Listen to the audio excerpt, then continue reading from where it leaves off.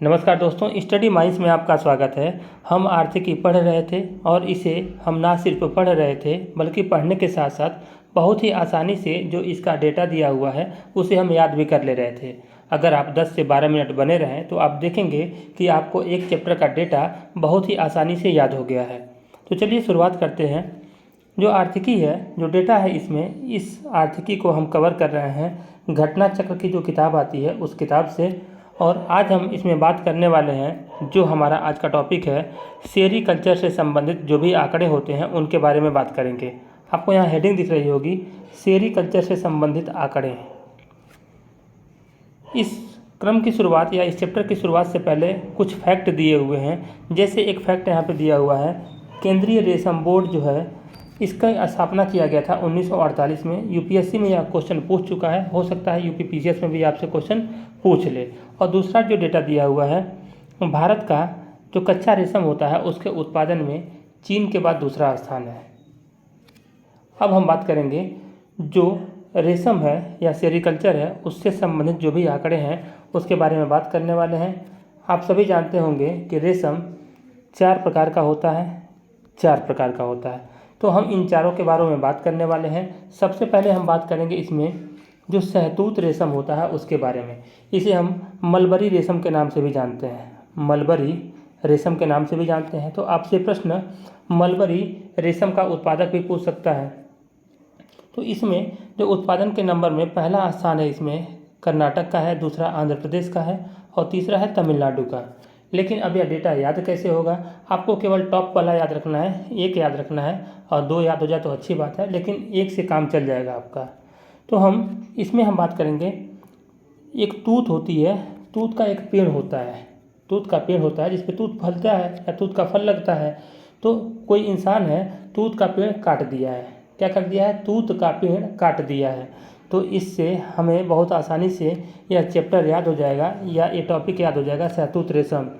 तूत से हो गया, यहाँ पे तूत से हो गया, शहतूत की बात हो रही है। और का पेड़ यहाँ पे ये ऐसे समझने के लिए है। और काट से हो जाएगा KAT, के से हो जाएगा कर्नाटक पहले नंबर पे है, ए से आंध्र प्रदेश दूसरे नंबर पे और टी से तमिलनाडु यह तीसरे नंबर पे है। यानी शहतूत रेशम के उत्पादन में पहला रैंक है कर्नाटक का, दूसरा आंध्र प्रदेश का है और तीसरा है तमिलनाडु का। मैं कई बार चीज़ों को रिपीट कर रहा हूँ ताकि आपको चीज़ें यहीं की यहीं याद हो जाए। और नीचे आप देखेंगे कि इसका जो परसेंटेज दिया हुआ है, हिस्सेदारी दी गई है, इसके बारे में डेटा दिया हुआ है, चार्ट दिया हुआ है। ये हमको याद नहीं करना है और आप याद कर भी नहीं पाएंगे तो इसको छोड़ दीजिए, ये प्रश्न पूछता भी नहीं है। दूसरा है, जो दूसरे प्रकार का रेशम होता है वह होता है टसर रेशम। तो टसर रेशम में के उत्पादन में पहला स्थान झारखंड का है, दूसरा छत्तीसगढ़ का है और तीसरा है उड़ीसा का। तो अब यह याद कैसे होगा? कोई लड़का था, स्कूल में पढ़ने गया हुआ था और वह अपने सर को, उसका कुछ डाउट था, सर को ढूंढ रहा था। ढूंढते बहुत ढूंढा, सर मिले नहीं। तो अंत में किसी से पूछा तो उसने बताया कि सर तो झाड़ी में छिपे हुए हैं। कहाँ पे? झाड़ी में छिपे हैं। तो सर झाड़ में छिपे थे। तो देखिए अब इससे हम कैसे याद कर ले जाएंगे। तो सर से हो गया यहाँ पे टसर रेशम, झाड़ से हो गया यहाँ पे झारखंड और छिपे थे से मतलब हो गया छत्तीसगढ़। यानी टसर रेशम के उत्पादन में पहला स्थान झारखंड का है और दूसरा स्थान किसका है? छत्तीसगढ़ का है। अब यहाँ पे इसका परसेंटेज दिया हुआ है जो आपको याद नहीं करना है। इसमें मोटी मोटा आप अनुमान रखें कि टसर रेशम के उत्पादन में झारखंड का लगभग 72% इसमें योगदान है या हिस्सेदारी है। अब हम जो तीसरे प्रकार का रेशम होता है ईरी रेशम, उसके बारे में बात करें। अगर ईरी रेशम के उत्पादन में इसमें पहला स्थान है असम का, दूसरा मेघालय का है और तीसरा है मणिपुर का। इसमें हम दो ही याद रखेंगे, असम और मेघालय। यहाँ पे असम एवं बोडोलैंड करके दिया हुआ है, आप असम याद रखें, इतना बहुत है, दोनों याद हो जाए तो बहुत अच्छी बात है। तो ईरी, तो मान लीजिए कोई कहता है कि बहुत से लोग बोलते हैं IM, मैं हूँ या मैं कर सकता हूँ, IM। तो आई से हो गया यहाँ पर ईरी, आई से क्या हो गया? ईरी हो गया। और ए से हो गया यहाँ पे असम और M से हो गया क्या? मेघालय। यानी ईरी रेशम के उत्पादन में पहला स्थान है असम का और बोडोलैंड का, दूसरा स्थान है मेघालय का। फिर यहाँ पर उसका डेटा दिया हुआ है कि 74% इसका जो ईरी रेशम है इसका उत्पादन कहाँ पे होता है, असम और बोडोलैंड मिलाकर होता है, लेकिन आपके लिए ज़रूरत नहीं है इसको याद करने की। तीसरा हम बात करेंगे जो मूंगा रेशम होता है उसके बारे में। मूंगा रेशम, मूंगा, हम बात करते हैं मूंगा। अब इसको याद कैसे करेंगे, यहाँ पे इसका एक कोड है MAM, यानी बहुत लोग मैम होती हैं, मैम मैम कहते रहते हैं, मैम। तो एक M से हो गया मूंगा रेशम, क्या हो गया मूंगा रेशम, और A से हो गया असम और बोडोलैंड, और M से हो गया मेघालय।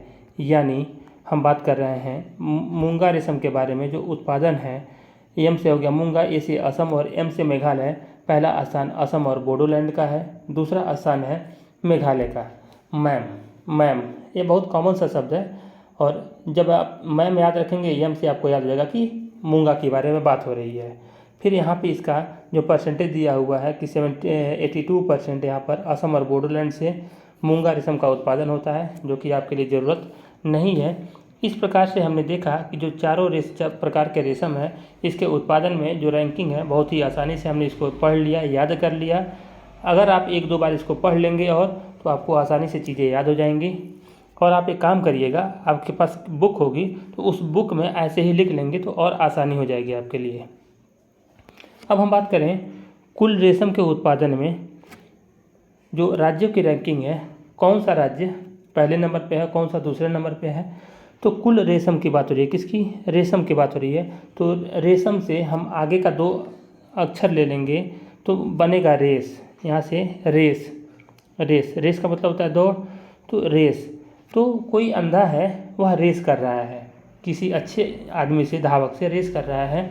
तो रेस करे अंधा, क्या है, रेस करे अंधा। अंधा है, उसको दिखाई तो देगा नहीं, तो दौड़ेगा कैसे, फिर भी रेस कर रहा है। इसमें पॉजिटिव होने की ज़रूरत है, खैर बात की बात है, कोई मतलब है नहीं। तो रेस करे अंधा, तो रेस से हो गया, यानी रेशम के बारे में बात हो रही है। और बात हो रही है करे से हो गया, करे से हो गया कर्नाटक, और यहाँ पे अंधा से हो गया आंध्र प्रदेश। यानी कुल रेशम के उत्पादन में पहला स्थान कर्नाटक का है और दूसरा स्थान किसका है, आंध्र प्रदेश का है।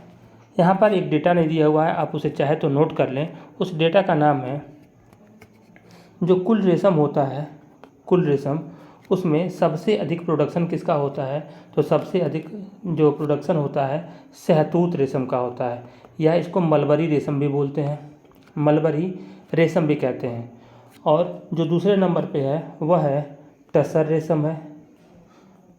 पहले पे शहतूत है, दूसरे पे टसर है, तीसरे पे हम बात करते हैं ईरी है, और चौथे पे है मूंगा, चौथे पे है मूंगा।